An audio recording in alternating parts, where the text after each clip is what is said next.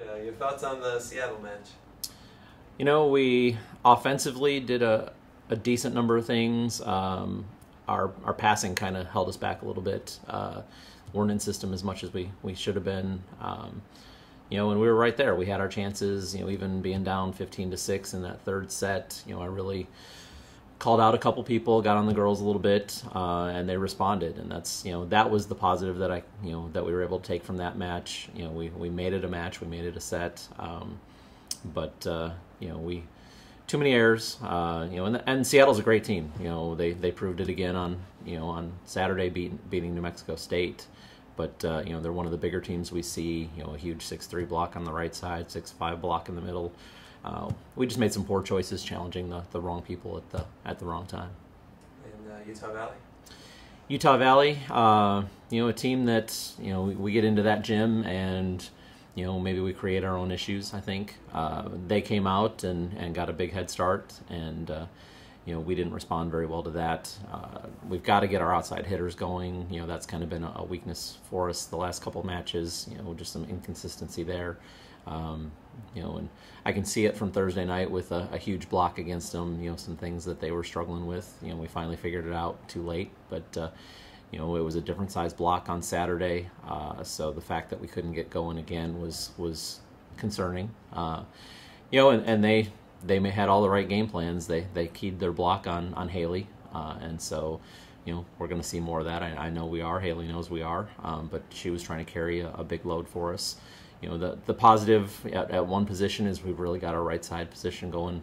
Alicia's had probably 4 straight matches right now that she's been all world for us. Both hitting out of the front row and even the back row. And so, that's, we've got to build off of that. We've got to get some more consistency at the other positions. Mary Kate Clark has taken control of that setting position right now for us and is doing a solid job. But, she and even Maisie, who played some this weekend as well, had their work cut out for them because we were, passing too many times at the right side of the court, at the middle of the court, just our passing was all over the place, and so they were running more of a track meet than a volleyball match. And so when that happens, then it makes it tougher on us to be effective.